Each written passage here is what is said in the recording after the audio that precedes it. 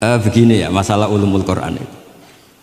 Saya dulu kalau diajarin bapak itu sering beliau cerita, kamu cari sisi ekstrimnya. Sisi ekstrim itu begini, misalnya hudal lil muttaqin. Quran itu petunjuk bagi mereka yang takwa. Orang-orang idealis mengartikan takwa itu adalah orang-orang yang imtithalul awamir wastinabun nawahi. Itu orang ideal. Tapi faktanya Sayyidina Umar itu masuk Islam tuh dengar surat Toha hina kana huwa kafir, ketika beliau masih kafir. Beberapa sahabat dulu masuk Islam itu ketika mendengar Quran statusnya masih kafir, sehingga ada bukti bahwa orang tidak muttaqin juga bisa dapat hidayat Quran. Nah, barokahnya kita baca banyak Quran itu bukan sekedar hudal lil muttaqin, tapi juga hudal linnas. Lalu dianalisis, oh jangan-jangan lil muttaqin ini cara balaghah min babil iktifa, lil muttaqin wa ghairihim. Buktinya ada ayat lain yang menyebutkan hudal linnas.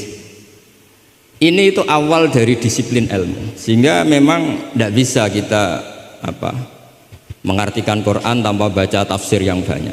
Kemungkinannya tadi tambah pinter atau tambah bingung tadi. Nah, soal kita tetap tidak bisa itu ya alhamdulillah, memang manusia didesain wa kanal insanu dzaluman jahula. Jadi kalau kita bodoh itu sesuai rencana Tuhan memang itu. Jadi tidak usah disesali, biasa aja. Memang dari dulu juga sudah direncanakan kita ini berstatus wa kanal insanu dzaluman jahula. Itu secara balaghah itu dzaluman banget, dolime, jahulan itu banget bodohnya. Banget dolimnya itu begini, andaikan kita ini orang baik, itu juga nggak mesti baik. Tadi dawuh Pak Kures itu saya sering memberi analogi.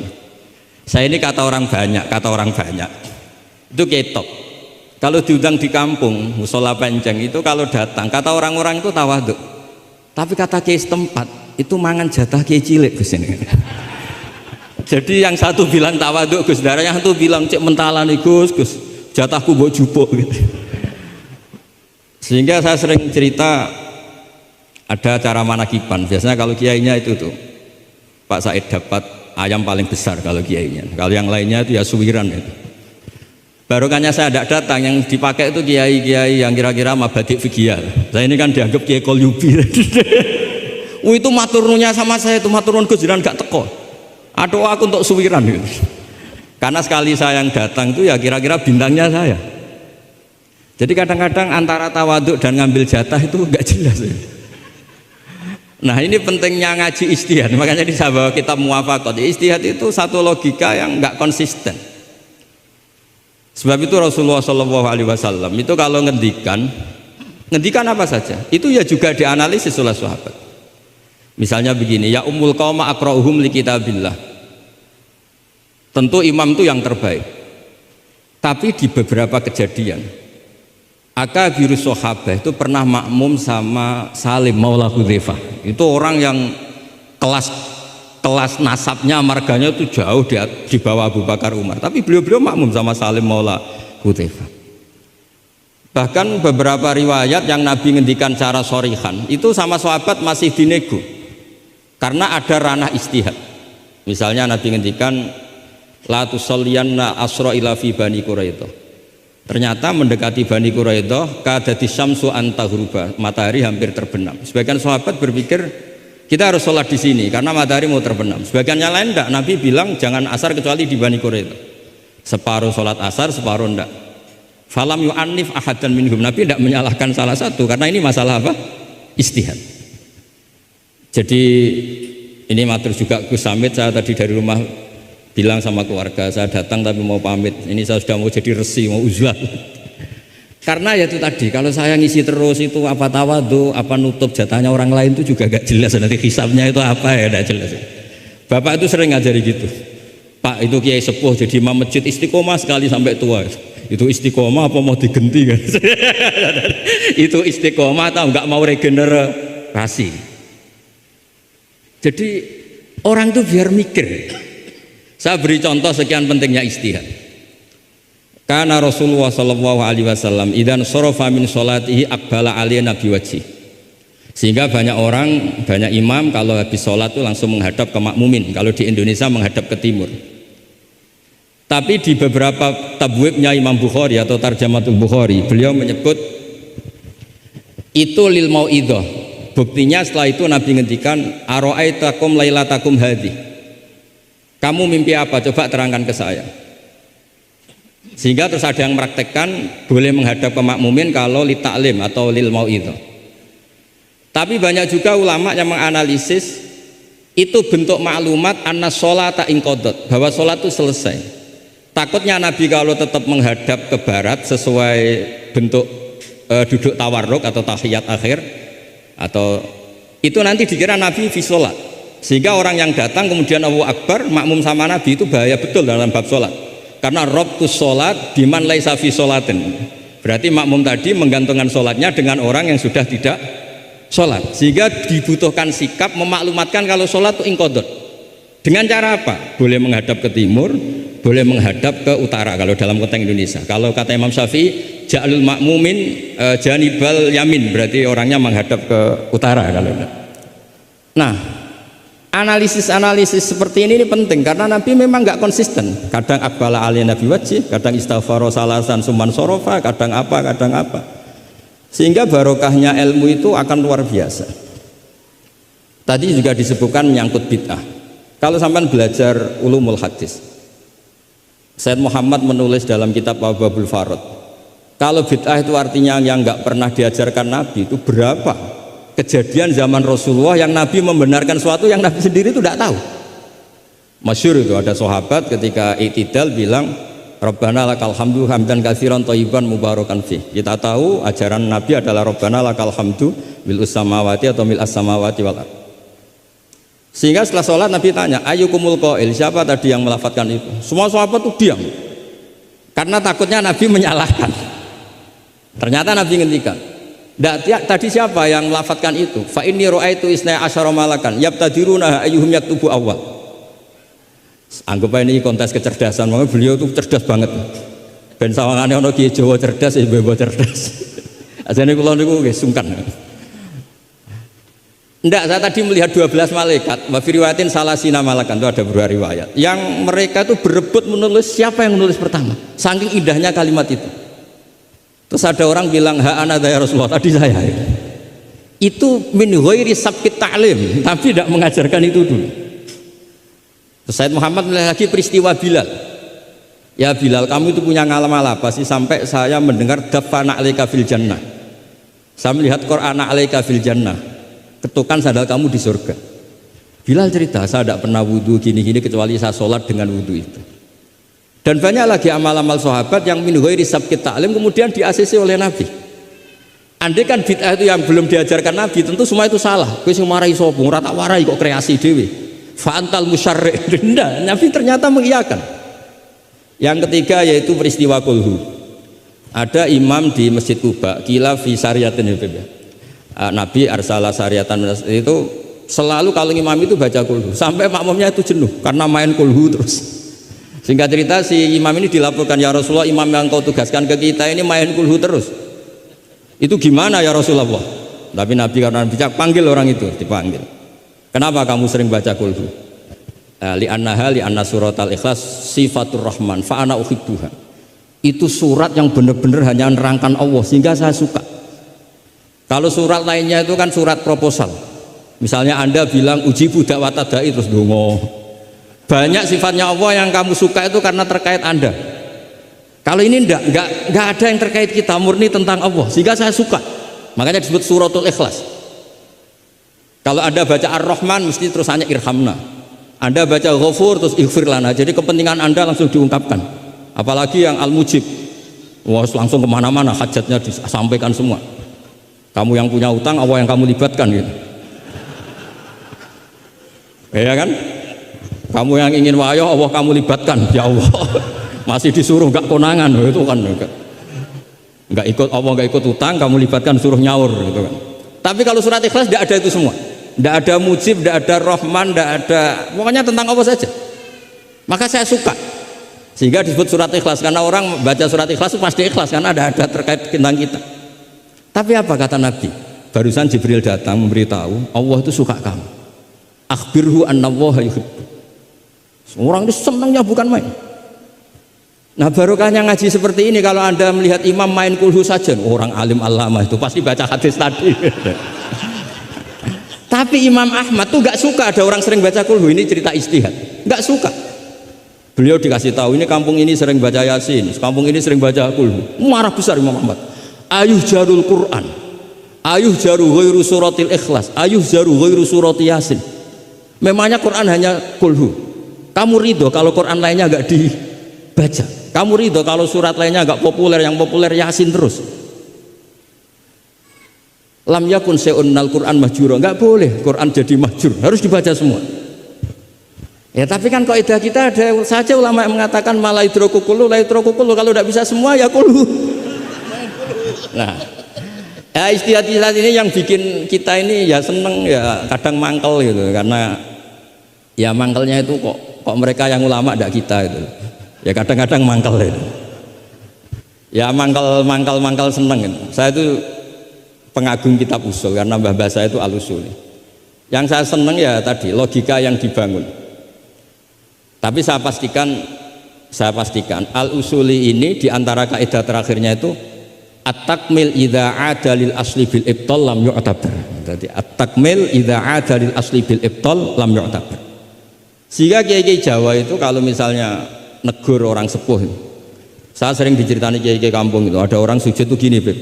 Setelah ditegur, Mbah kalau gini lebih sah, nggak membenari peci malah paginya nggak sholat lagi. Jadi makanya Kiai Jawa itu males negur karena jadinya nggak dibenahin, jadinya nggak sholat. Jadi itu masuk kaidah at-takmil idza ada lil asli bil ibtal lam yu'tabar. Jadi kalau dipaksakan ideal itu malah al aslunya hilang. Makanya kitab ini yang saya baca, kitabnya Imam Syatibi. Asy-Syatibi itu ada dua, ada Asy-Syatibi al-Usuli, ada Asy-Syatibi yang al-Muqri, yaitu yang ngarang Khirzul Amani itu ya. Nah itu ini nanti saya baca beberapa kaidah dalam ulumul Quran. Jadi ijtihad itu tidak bisa tidak benturan. Saya sering cerita di mana-mana. Dulu Imam Syafi'i itu pengagum kemiskinan karena kalau orang miskin itu tidak ada hisabnya. Oh senangnya bukan main dengan miskin, selain faktanya miskin, senang tapi dengan orang miskin karena ada hisabnya. Setelah ngaji sama Imam Malik, beliau tanya, siapa orang yang selevel jenengan ya Malik? Ya dulu ada Imam Abu Hanifah, sekarang sudah wafat, tapi ada muridnya, namanya Muhammad bin Hasan Asy-Syaibani. Setelah beliau datang, Muhammad bin Hasan Asy-Syaibani itu kalau ngitung emas itu di meja tamu, ngitung uangnya di meja tamu, buahnya. Imam Syafi'i itu ngelus dodo, orang sealim ini kok kedonyan ya. Tapi kata Muhammad Hasan Asy-Syaibani, kalau kamu orang soleh gak boleh punya uang, gak boleh kaya, ini tak kasihkan sama lonte, sama koruptor, sama tukang dugem, tukang tukang judi. Jangan kalau dipakai orang fasik nanti gak karu-karuan, jenengan saja. Baru sadar, iya ya.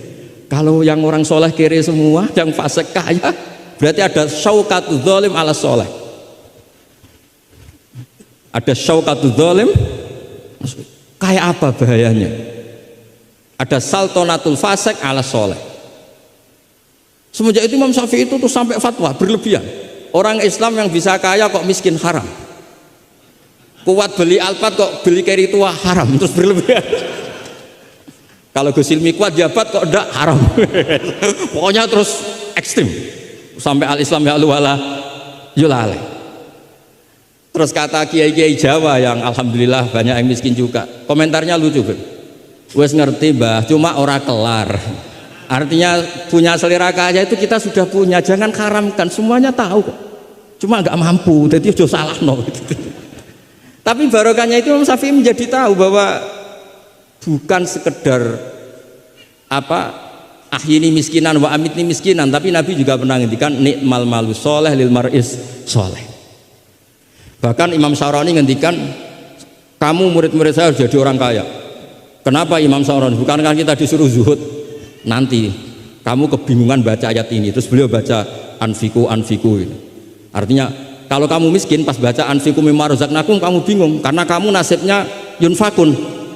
Qurannya itu yunfikun bukan yunfakun. Yunfikun itu memberi bukan diberi. Jadi itu ijtihad. Maksudnya ini ijtihad.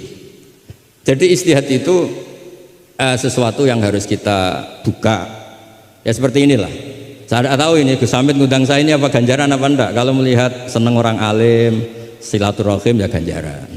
Tapi kalau tanyakan santri saya yang sekarang mungkin baru sorogan sama saya, ikhya apa? Ganggu saja pondok kerapia. Tidak tahu nanti yang didengar Allah itu komennya yang di sana dianggap sini pengganggu. Apa yang didengar Allah itu silaturahim dengan keluarga kerapia. Tidak tahu saya. Kulun muhtamilun. Kalau di mu'in wa fihi nadhurun. Supaya ya ini masalah ijtihad, nggak bisa. Kata Imam Abu Hasan Asyadili fi mukasyafatihi, beliau ketemu Nabi Muhammad SAW, satu ketemu Nabi Nuh.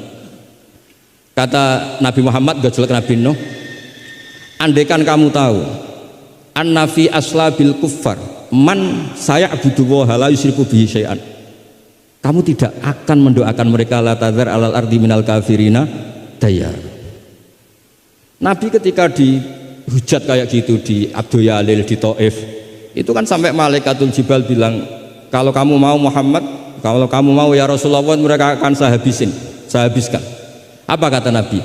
Bal arju ayyukhrijawah min aslabihim ma ya'budu wa la yusyriku bihi syai'an. Mungkin bapaknya belum iman, tapi nanti anak-anaknya iman.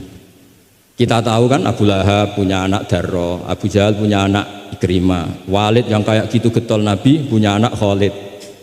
Kayak apa sabarnya Nabi, Kak? Seperti sabarnya kiai-kiai di Indonesia. Bapaknya itu gak poso, ya ora salat. Anaknya itu TPG. Gara-gara anaknya cilik poso itu njuk gendong bapaknya. Sesuai bapaknya isin melok poso. Saking harunya melihat anaknya puasa. Abdullah bin Ubay bin Salul itu punya anak itu solehnya minta ampun. Saya tidak tahu ketua pondok apa berdarah, mondok di Rasulullah. Itu termasuk min ajal italamidihi Abdullah bin Ubay. Punya anak Abdullah juga namanya. Itu sampai ketika ya Rasulullah bapak saya itu meninggal, tolong dikasih syafaat. Ya, saya ingin kafannya itu jubah jenengan. Fanaza jubah tahu dikasihkan. Tidak sekedar itu, tolong ludahi ya Rasulullah biar bisa diludahi. Man. Sampai Umar itu, ya Rasulullah apa engkau tidak ingat Abdul bin Ubay ngomong gini, enggak pernah ada. Ya nanti saya mintakan maaf ya Umar, tapi kata Allah intastaghfir lahum sab'ina marrah falaya wa sa'azituhu ala sab'in. Kalau 70 enggak bisa, nanti saya tambah. Itu karena ngergani anaknya.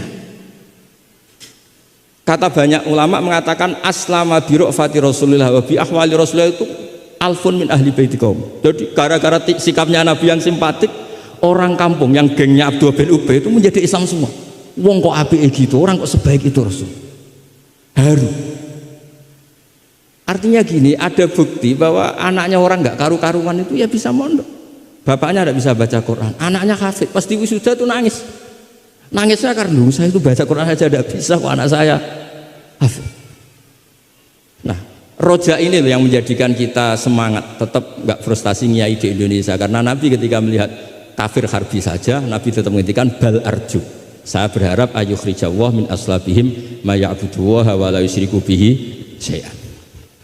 Nah ini sekaligus supaya saya di sini ada gunanya, andai kan undangan ini salah juga sebagai kafaroh, kesamit kafaroh semuanya.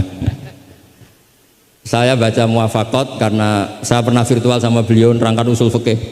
Saya juga bingung kayak dua orang yang ngatur saya ini. Tapi saya senang sama usul fikih itu. Saya baca semoga ini barokah, sekaligus saya minta ijazah sama Habib Said Aqil Al-Munawwar. Di antara cara ulama mensifati Rasulullah Shallallahu Alaihi Wasallam itu di antara cara madh Rasulullah itu begini. Ba'asahu seterusnya terus bimillatin hanifiyatin. Terus beliau ngendikan tahdil kafah fahiman wa ghubiyah. Jadi agama ini tahdil kafah fahiman wa ghubiyah. Wa tarfuku bijami'il mukallafin muti'an wa asiyah. Itu ketika saya tarik muti'an wa asiyah itu gimana? Bagaimana millah? Hadil millah ini bisa tarfuku bijami'il mukallafin muti'an wa asiyah. Nabi kayak apa? Cerita orang baik yang ideal, yang melakukan imtitsalul awamir wastinabun nawahi. Tapi Nabi juga ngendikan syafaati li ahlil kabair min ummati. Kayak apa Quran mengajarkan kita kebaikan yang ideal? wa ibadur rahmanil ladzina yamshuna 'alal ardi hauna wa idza khatabahumul jahiluna qalu salama wal ladzina yabituna li rabbihim sujadan wa qiyama wal ladzina, itu ideal. Ada lagi yang ideal disebutkan muhsinin itu apa? Alladzina yunfikuna fis sarra'i wad dharra'i wal kadhiminal ghaidha wal 'afina 'anil nas, terusnya. Tapi Allah juga ngendikan qul ya ibadiyalladzina asrafu 'ala anfusihim la taqnatu mir rahmatillah. Mereka yang asrofu Allah masih manggilnya ya ibadihi, hamba-hambaku, kamu kesini, anibu ila rabbikum aslimulah. Kayak apa? Hadhil millah tarfuku bijamil mukallafin muti'an wa'asiyah. Sehingga Nabi ngertikan mangqala la ilaha illallah jannah wa in zana wa in sarqa wa in zana wa in sarqa. Itu kebetulan yang tanya itu Abu Dzar. Abu Dzar itu orang yang fikihnya itu ekstrim. Malah yang didhawuhi Nabi wa in zana wa in sarqa sampai tanya lagi, ya Rasulullah tenane. Kebetulan Nabi pas itu bangun tidur. Iya, wa in zana wa in sarqa sampai 3 kali. Saking Nabi itu karena beliau bantah terus sampai Nabi ngendikan ala rohmi anfi Abi Dzar. Oh dasar terang ora paham-paham gitu. Abu Dzar terus bilang wa in rohima anfu Abi Dzar. Meskipun begitu saya puas karena sudah mengkonfirmasi sampai 3 kali. Sehingga dalam kenangannya Ka'bul Ahbar dalam kitab Khilyatul Auliya ketika cerita Manaqibu Ka'bil Ahbar, Ka'bil Ahbar ini orang ahli kitab yang maunya Islam itu terlambat karena nunggu data itu kurang 1 menurut dia. Di kitabnya dia itu kan masyhur itu Al-Hadits Tsani an Yasar bin Atha an Ka'bil Ahbar qala alamani abi Taurata illa sifran wahidan kana yahtimuhu wa yudkhiluhu sunduk. Falamma mata abi fatahtuhu fa idzan fihi nabiyyun yakhruju akhir zaman. Maulidu bi Makkah wa hijratu bil Madinah wa sultanuhu bisyam. Ka'bil Ahbar itu tahu Rasulullah itu maulid Makkah ini sudah benar. Wa hijratu bil Madinah sudah benar. Tapi beliau tidak menangi ada sultanul Islam bisyam. Sehingga cara beliau data ini kurang 1. Ketika Futuhat Umar menaklukkan Syam dan Islam di Syam menjadi sultanah, menjadi sultan wa sultanuhu bisyam. Singkat cerita dia akhirnya masuk Islam dengan data yang seketat itu. Akhirnya dia jadi penasihatnya Umar bin Khattab masyhur. Ketika di antara yang diceritakan beliau adalah yalumunani ahbaru Bani Israel. Saya ini ketika ketemu orang-orang ulamanya Bani Israel sering dicibir, disalahkan. Annani dakhaltu fi ummatin farraqahum awalan summa jama'ahum. Nah, ini saya ini dikritik, disalah-salahin sama ulama Bani Israel karena saya ini masuk satu komunitas yang gaya pertamanya kayak ada kelompok-kelompok, ada faksi-faksi. Tapi summa jama'ahum, pada akhirnya jadi satu. Terus beliau baca kitab, baca Quran tadi, summa awrasnal kitab alladzina istafaina min ibadina, tadi yang dibaca Profesor Qures. Faminhum dzalimun li nafsi. Gayanya kita ini kita dibagi, ada yang dzalimun li nafsi, wa minhum muqtasid, wa minhum sabiqum bil khairati biidznillah. Tapi kata Nabi, haula kulluhum bimanzilatin wahidah wa kulluhum fil jannah. Tapi ternyata 3 orang ini semuanya di surga. Yang ngajari Quran lelaki sama lelaki, perempuan sama perempuan, itu ya fil jannah. Tapi kalau di kampung-kampung itu gurunya itu perempuan cantik, ya ada ustadz lelaki, ya agak kepikiran juga. Itu kalau diharamkan tidak jalan, dihalalkan fitnah. Tapi barokahnya agak-agak semu-semu ini yang bisa baca Quran di situ banyak. Ikutnya partai wa akharuna atarafu bidunubihim khalatu amalan sholihah wa akhara sayyi'ah. Jadi nah ini cerita saja, nanti bisa ditasih sama beliau. Intinya kalau kita ngaji itu tadi, kita kata Sayyid Muhammad yang paling masyhur, li'annal insan kullamat tasa'a fikruh qalla inkaruhu 'alan nas. Jadi al insan idza tasa'a fikruh qalla inkaruhu 'alan nas. Jadi tadi misalnya ada kiai besar diundang di kampung-kampung terbelakang nggak mau, jangan katakan sombong. Itu tidak membunuh pasaran kiai kampung. Yang datang puji tawadhu, yang nggak datang puji ngasih job, kan enak kan? Semuanya benar. Semuanya apa? Loh, saya kalau diundang Kemenak tidak datang karena ngasih jatah jenengan-jenengan ini. Kalau saya datang bisa majub ini. Ya ini sekaligus minta ijazah saya baca mukadimahnya supaya. Nah ini banyak keluarga saya sama dari keluarga Lasem. Ini saya baca ilmu usul fikih saya supaya semuanya dapat ijazah dari Habib Said Al-Akhir Al-Munawwar. Bismillahirrahmanirrahim. Fahiya tahmilul jamma al-ghafir dhaifan wa qawiyya. Jadi agama ini menanggung orang yang doif juga orang yang kuat. Yang kuat diwajibkan zakat, yang doif sebagai mustahik zakat. Artinya apa? Agama ini semuanya diuntungkan. Terus muti'an wa asiyat. Terus wataku tuhum bi khazaimihim min qadan wa abiyya. Wa tusawwi bainahum bi hukmil adli syarifan wa daniyah. Wa tubawi uhamilaha fid dunya wal akhirati makanan aliyah. Wa tudrajun nubuwatu baina jambaihi wa illam yakun nabiyya. Watul bisu al muttasifa biha malbasan saniyah hatta yakuna lillahi waliya. Ini kata beliau, orang yang ilmunya cukup itu kata beliau dijamin hatta yakuna lillahi waliya. Karena tidak ada orang yang syafaqah sama umatnya Rasulullah SAW kayak orang alim. Saya tuh sering dikomplain sama orang-orang idealis. Kalau ada tetangga saya mati yang tiap malam lihat TV ngorok, habis itu bangun subuh, sudah subuh gak jamaah. Itu kan, Gus kenapa anda muji suami saya itu orang baik padahal malamnya itu mesti lihat TV ngorok tidur. Ya itu kan orang baik. Selama ini kan hanya dibilang dia tarokat tahajud, dia taroka qiyamal lail. Kalau saya bilang gua tarokal ma'asiyah kullaha, karena tidur tadi. Susahnya apa sih husnudzon itu? Memang gara-gara gaya dia begitu kan tarokat tahajud, wa taroka qiyamal lail. Tapi juga harus kamu ingat, wa taroka dugem, wa taroka kada wa kada. Karena yang dikatakan taat itu tarkul manhiyat. Orang yang taatnya pas-pasan tarkul manhiyat pakai terjaga itu kepikiran. Misalnya ada dangdutan atau ada tontonan apa, lihat dak. Tapi kalau tidur kan bangun sudah selesai. Makanya ada wa min ayatihi manamukum billaili wan nahari. Kata Imam Ghazali, hatta inna khaira ibadatim an-naum. Suatu saat zaman akhir ibadah terbaik itu tidur. Karena kalau bangun ngayal, ketemu orang hasut, ribet. Tapi kalau tidur kan enggak. Lu tidur tuh hebat. Kenapa tidur itu menjadi keramat? Ru'yal anbiya wahyun. Kalau tidak nabi, ru'yal mu'min itu juz'un min sittatin wa arba'ina juz'an minan nubuwah. Itu ada ulama nganalisis gini, kenapa tidur itu objektif? Orang tuh kalau terjaga itu otaknya kan pakai versi Allah tuh diajari. Bayangkan jadi kiai besar terus semua orang hormat. Bayangkan kiai besar semua orang tunduk, istrinya banyak, taat semua, rukun semua kan ngayal-ngayal. Terus presiden semua, apa pokoknya ngayal-ngayal. Allah itu diatur kayak dunia miliknya. Surga juga diatur, dia masuk surga yang ini kayak tadi kata milik banyak. Tapi kalau orang tidur itu kan nol, dia tidak punya ikhtiar sama sekali. Nah barokahnya tidak punya ikhtiar sama sekali ini, kalau Allah mau ngasih ilham atau busyra itu orisinil. Makanya saya ini jarang wiridan habis sholat, tapi kalau sama tidur tuh wiridan saya banyak.